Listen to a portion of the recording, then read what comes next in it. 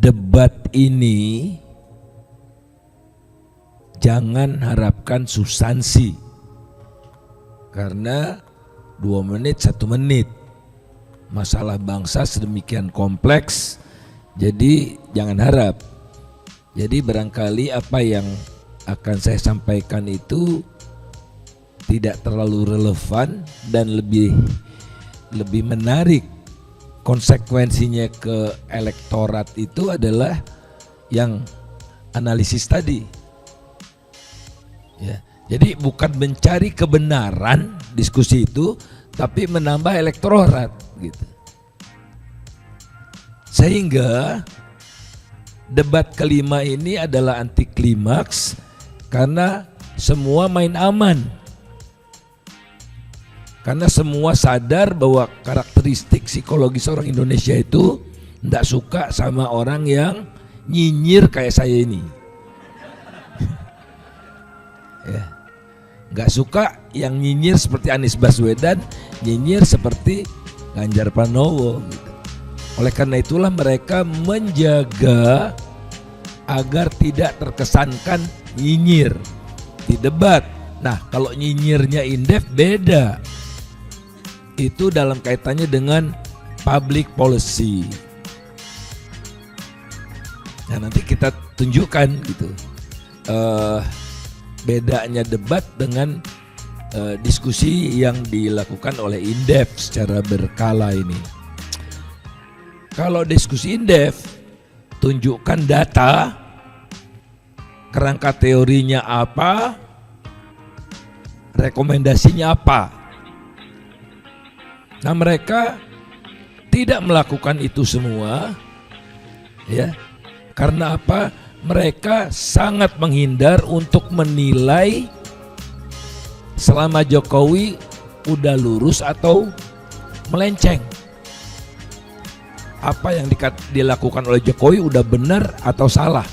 Tidak ada yang berani, oh bagus. Pak Prabowo tidak mengatakan bagus gitu. Tapi Pak pakai nomor aja lah ya, nomor 1 dan nomor 3 itu tidak secara lugas mengatakan Jokowi sesat. Nah, padahal ini nyinyir indef, saya sebagai orang indef, Pak Jokowi gagal gitu. Coba tengok, dikaitkan dengan bansos. Bansos itu meningkat dari era SBY ke Jokowi. Meningkat dibandingkan dengan masa Covid. Namanya bantuan sosial, artinya makin banyak orang yang bebannya berat. Jadi Jokowi ternyata gagal menyejahterakan rakyat Indonesia. Buktinya makin banyak orang yang menerima bansos, yang nganggur, yang di PHK, yang gagal panen, yang pupuknya kurang dan sebagainya. Gagal Jokowi. Terbukti bahwa orang yang rentan hidupnya itu tidak turun, tercermin dari bansos yang naik terus. Tidak ada yang berani ngomong gitu. Karena peneliti indef kami punya etika dan moral gitu. Padahal ini digembar-gemborkan oleh nomor 1 dan nomor 3. Tapi nggak keluar karena takut konsekuensi penyerang Jokowi nggak populer di medsosnya negatif. Itu tadi kan ya Mbak? Itu dia. Jadi nggak usah bawa ke hati deh. Banyak sekali. Jadi contohnya kesehatan. Dikatakan, saya lupa ya entah oleh nomor 1 atau nomor 3, berdasarkan World Population Review, angka harapan hidup Indonesia itu nomor 10 dari 11 negara di ASEAN. Kalau saya tidak salah. Ya, kita hanya lebih tinggi dari Myanmar. Tapi pasti itu pada tahu tuh Ganjar dan Anies bahwa angka harapan hidup itu turun, tapi nggak disebut. Jadi kita sudah 70 tahun, sekarang tinggal 76,6 tahun, lebih tinggi Timor Leste. Makanya kalau mau lebih panjang umur, buru-buru pindah ke Timor Leste gitu. Itu tidak disebut, padahal timnya saya yakin tahu, karena satu paket itu dapetin dari life expectancy at birth. Jadi apa yang dibilang kesehatan hebat, segala macam hebat itu, buktinya pembangunan itu kan ujung-ujungnya adalah meningkatkan kualitas manusia. Bukan berapa kilometer jalan yang dibangun, tapi manusianya tambah berkualitas enggak? Terbukti bahwa muara dari berkualitas manusia itu umurnya tambah panjang. Itu tandanya tambah sehat dia. Gizinya bagus. Bicara bansos segala macam gitu kan, makan siang, kan urusan gizi yang menyebabkan umur naik. Kok selama Jokowi turun umur? Itu dia. Life expectancy at birth ya. Nah, jadi isunya sebetulnya cuma bisa dibagi dua nih. Ada satu pasangan yang ingin melanjutkan kegagalan yang niscaya bakal menimbulkan bencana besar buat bangsa ini. Ada yang mengoreksi atau perubahan ya. Kalau nomor satu kan ngoreksi ya, nggak berani mengatakan perubahan gitu, karena anehnya juga tuh rada muji-muji gitu ya, muji gitu-gitu. Nah, ini yang pendidikan ini nggak ada yang men-challenge apakah yang namanya sekolah merdeka itu sesat atau tidak. Merdeka belajar. Hasilnya apa mereka belajar itu? Angka skor matematika turun, skor sains turun, dan reading turun. Tuh mereka belajar konsep yang sesat. Nggak ada yang berani. Jadi ya udah deh teman-teman, nggak usah bawa ke hati lah gitu yang namanya. Kemudian bansos ya.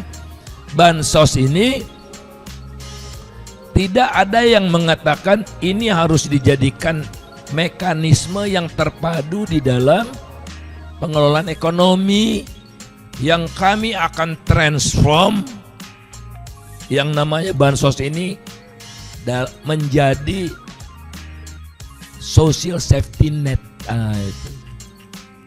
Jaring pengaman sosial. Jadi bansos itu tidak temporer. Mau pemilu aja, mau Pak Jokowi karena dia PD 2019 itu bansosnya nggak terlalu banyak, kalau nggak salah masih 110 gitu, 10 karena dia PD menang. Namun dia pernah kecewa sekali. Ini menjorok Jokowi itu udah lama ya. Saya nggak nyerang calon-calon ya, saya cuma nyerang Jokowi karena yang gagal itu adalah Jokowi, dan oleh karena itu kita harus mengantisipasi kerusakan apa lagi yang bisa dilakukan oleh Jokowi sampai Oktober. Kalau perlu dimakzulkan segera, karena beyond our imagination apa yang bisa dilakukannya. Kalau Prabowo menang juga belum tentu dilantik. Dibikinlah keadaan darurat sehingga dia 3 periode gitu. Bisa gitu. Apa yang nggak terbayangkan oleh Jokowi. Nah, tapi saya ingin kembali ke bansos ini. Waktu itu dalam sidang kabinet terbatas, dia marah karena angka kemiskinannya naik. Di sidang kabinet itu mengatakan, menteri-menteri ekonomi koordinasi sama BPS. Kan ketahuan tuh BPS surveinya kapan kemiskinan. Nah, waktu survei itu gelontorin bansos. Itu udah tabiat memang manusia ini manusia brengsek sekali Jokowi ini. Terindikasi udah kelainan jiwa, gitu. Megalomania dan sebagainya itu. Nah jadi sebetulnya kalau saya lihat ya, Pak Prabowo itu tidak menjadi Pak Prabowo gitu. Pak Prabowo bukan menjadi dirinya. Dia terbebani oleh wakilnya si Gibran itu. Jadi elektabilitas Jokowi turun gara-gara Gibran. Itu dia. Modal yang udah dimiliki Pak Prabowo 44% itu terkikis setiap hari gara-gara si Gibran itu. Termasuk di dalam debat itu gitu. Jadi nyesel kalau saya rasa ya. Kalau saya misalnya dialog sama Pak Jokowi, Pak Prabowo gitu misal gitu. Emang nyesel nih. Beban gue udah berat masa lalu, tambah beban sekarang nih. Si monyong itu. Nah, balik ke debat, nggak boleh panjang-panjang soal beginian. Yang menarik adalah saya tidak tahu siapa yang mana, tapi secara teoritis ekonomi sampai pemenang Nobel ada konsensus bahwa yang namanya bantuan ke masyarakat itu tunai. Juga nggak dibahas. Senenya bansos sembako gitu. Rata-rata sembako itu 30% hilang. Jadi hak rakyat kan 100. Kalau tunai 100. Nah gara-gara sembako cuma 70. 30%-nya korupsi, panitia pengadaan, pengepakan, transportasi, segala macam. Jadi kedunguan ini dipelihara terus karena disitulah kalau tunai Pak Jokowi tidak bisa mengklaim itu dari dia. Iya. Kalau lempar-lempar dari mobil, gue nih punya gue nih katanya. Zulhas juga bilang bansos itu punya dari Jokowi. Nah manusia-manusia seperti ini harus dihukum nih. Ketua Umum PAN melakukan kebohongan publik itu jelas-jelas. Kalau APBN dia menyalahgunakan APBN, Jokowi harus dimakzulkan besok. Ternyata udah melakukan kriminal, melanggar undang-undang, melakukan kejahatan karena kata menterinya itu uang Jokowi. Nah, tanya sama Kepek ya uangnya dari mana be? Dari APBN. Penyalahgunaan APBN ada sanksinya, pemakzulan. Jadi jangan nunggu Oktober. Ya. Jadi itu, dan yang ada satu lagi kalau saya tidak salah, saya mohon maaf nggak terlalu bisa melihat, jadi tulisan saya sendiri aja saya tidak kenali.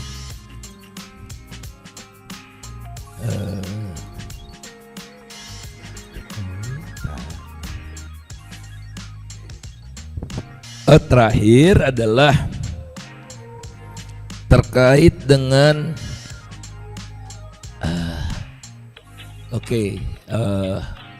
tadi saya udah puji Pak Prabowo ya.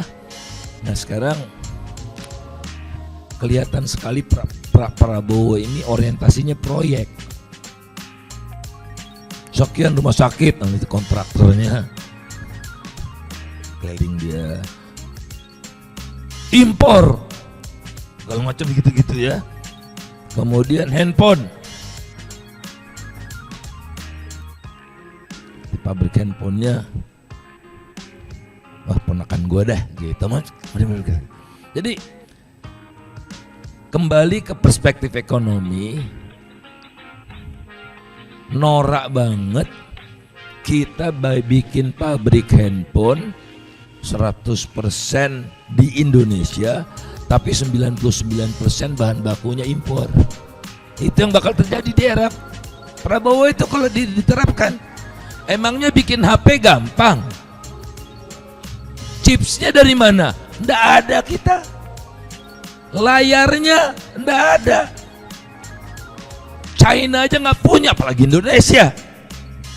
Layarnya sebagian besar dari Korea, chipsnya sebagian besar dari Taiwan. Nah, jadi dunia ini hidup dalam yang namanya global supply chains. Enggak keren kalau Indonesia memproduksi handphone sendiri tapi enggak laku ke luar negeri. Jadi buat rakyatnya. Nah, rakyatnya juga enggak mau. Anda senengan Galaxy kan? Senengan iPhone kan? Nah, jadi gimana? Nanti dibagilah, petani dikasih handphone, apa PNS dipakai kasih handphone gitu-gitu, ya. Dan lebih mahal karena apa? Bahan 99% bahan bakunya impor, karena dia tidak membangun industri, itu namanya. Nah, jadi tapi itu pun tidak dikritik oleh yang dua. Lama-lama saya mikir gua golput juga nih, gitu loh. Apa jadinya gitu?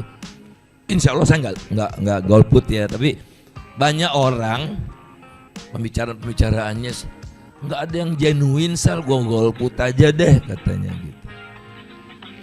Kawan-kawan saya itu, jadi cuman gimmick aja lah. Itu semua, itu yang saya sedih, tidak dibicarakan yang namanya industrial policy, pokoknya hilirisasi gitu tadi itu kan. Hilirisasi itu konsep yang sesat, nggak ada yang bilang sesat tuh, nggak ada. Konsep yang sangat sesat itu. Saya bisa debat deh gitu sama Luhut Panjaitan secara terbuka gitu. Anda organisir aja. Saya sama Tom Lembong nih berdua gitu, lawan Luhut Panjaitan dengan siapa namanya itu?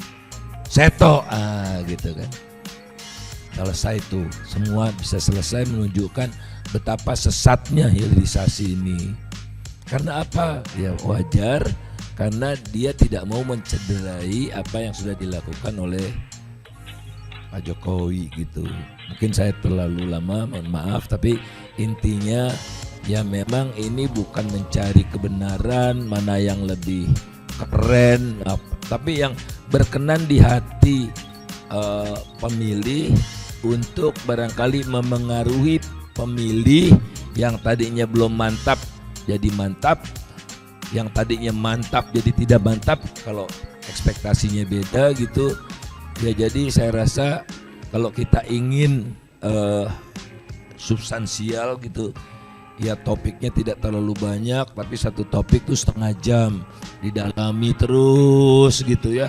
Nah kalau dalam setengah jam itu saya tidak berbeda, saya mendukung apa yang anda itu memang nggak pantas jadi pemimpin gitu.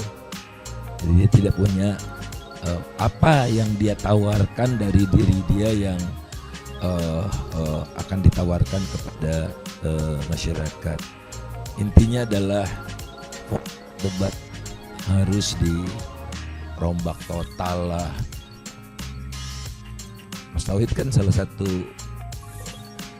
tugasnya bukan nanya tapi cuman ngebuka nomor. Itu penghinaan banget buat saya tuh, penghinaan banget tuh, capek gitu ya, buka nomor dan tunjukkan gitu, itu kurang ajar KPU tuh. Kurang ajar KPU tuh. Ya, profesor, doktor, akademisi, intelektual diperlakukan seperti itu. Jadi Anda bisa bayangkan kualitas KPU-nya juga seperti apa. Terima kasih.